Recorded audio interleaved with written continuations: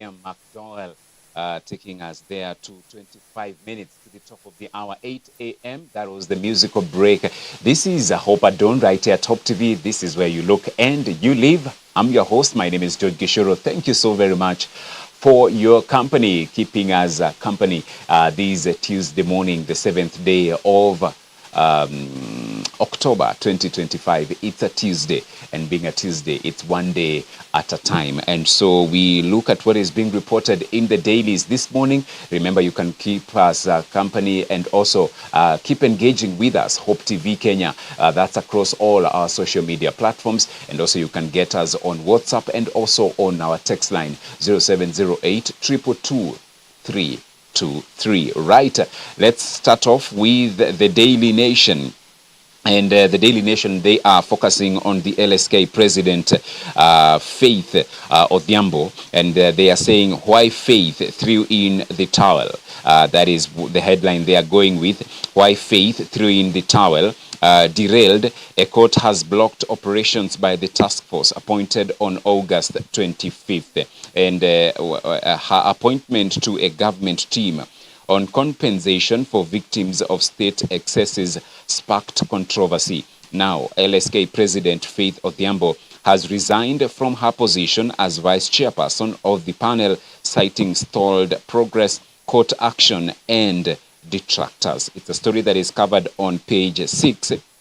And a quote here attributed to the LSK president: "My oath of office demands that I do all it takes to preserve such," that is LSK's resilience, "from any and all adversaries and detractors." Kuna nini pale? It's covered on page 6. It is inside the Daily Nation as well. Then there is other stories here. Looming shortage of life-saving drugs.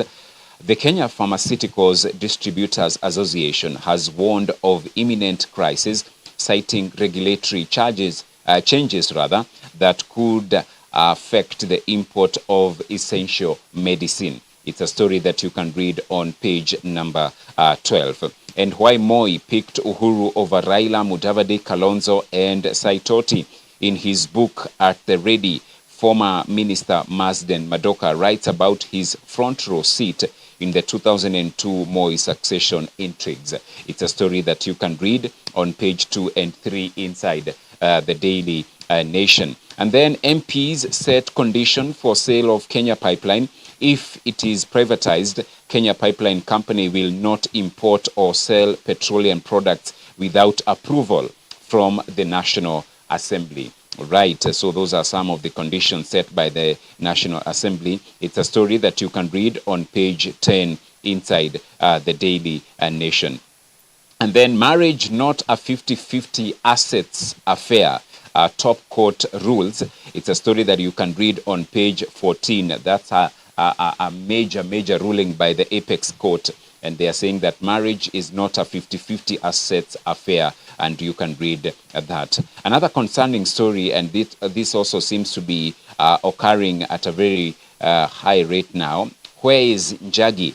In August of last year, after anti-government protest, activist Bob Njagi was seized from a matatu by security agents and tortured for a month in captivity. Now, Njagi and his Kenyan colleagues, Nicholas Oyo, have gone missing in Uganda, with the court told they are being detained by the military. It's a story that you can read on page 4 inside the Nation. And it's quite unfortunate because you remember Boniface Mwangi also in Uganda together with the former CJ as well. They were detained. And so it's quite alarming when Kenyans are seized in foreign land. All right.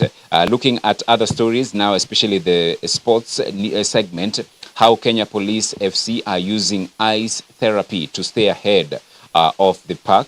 Very important. And then McCarthy, we won't grant the Elephants any favors.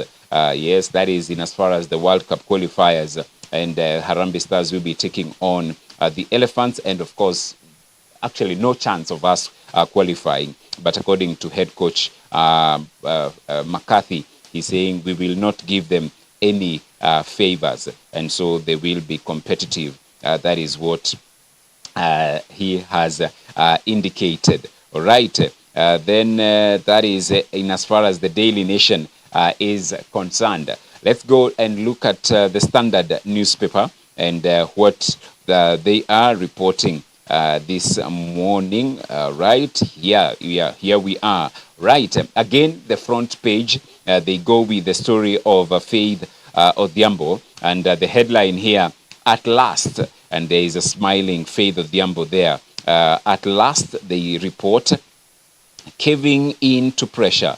Faith Odhiambo's resignation from President William Ruto's panel on compensation for victims of protests marks a dramatic turn in her journey from protest heroine to embattled Law Society of Kenya president. Once celebrated for her fearless defense of the oppressed, Odhiambo found herself accused of betraying the very cause she championed. Her exit after weeks of internal revolt and legal wrangles is being seen by many as an act of courage and a step to correct a misjudgment that had tainted her stellar record. Yet, as applause mixes with skepticism, many now wonder whether she will reclaim the moral ground that once defined her leadership. It's a story that is covered on page 4, and of course the Standard here insert a picture where they are saying losing faith. They had covered it earlier. And so what you're saying, Faith Odhiambo saying, while the clock runs down on the panel's lifetime,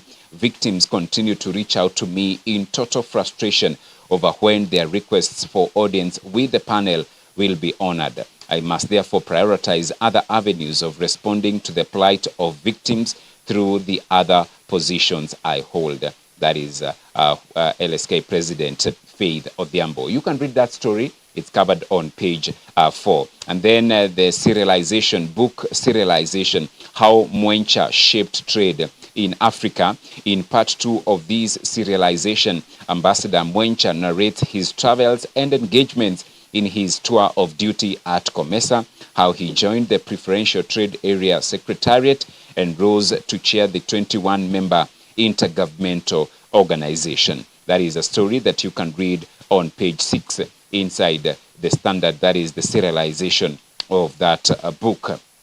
And then, of course, world's oldest man turns 113, says secret is living peacefully and being grateful. Right?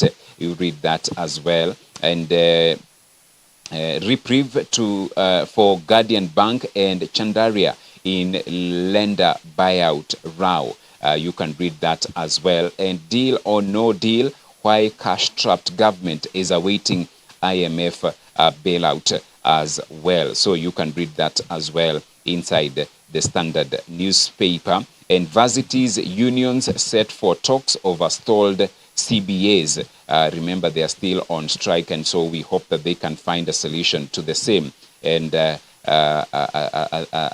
find a way out of this particular standoff. That is the Standard newspaper. Let's look at the Business Daily and what they are reporting this morning. And the headline is how Kenyans wired for $26 billion based crypto in a year. Multinationals, diaspora top users of stable coins. Kenya ranked 4th largest recipient of crypto in Africa. That is the headline. Read that. And Kenyan investors take over stockbroker Kestrel Capital. Then fertilizer imports slide for second year. Posta plans asset sale to clear 7 billion shillings debt. You can read that as well. And 4 times your salary, what it really takes to protect those that you love. 4 times your salary. All right, that's the life article inside the Business Daily. And Hesbon Omolo, in his article on page 9, writes that when capital markets are well regulated, they become engines of prosperity, not just for the elite, but for all citizens. And I tend to agree. And so that is the Business Daily and what is being reported. Of course, it's never a dull moment in Kenya. A lot is being covered. And so you can grab your favorite copy of your daily, get to read, get to know what is happening within you and also without you nationally, at your local level, at the county level, constituency level. Get to know what is happening in the business sector, in the political scene, in the sports scene, what is really happening in our nation. And so that helps you also as a believer, because when you are praying, you are able now to know how to pray for the nation, right? 15 minutes to the top of the hour. That is 8 a.m. and we will be taking a break, and this is to pave way for the video of the day.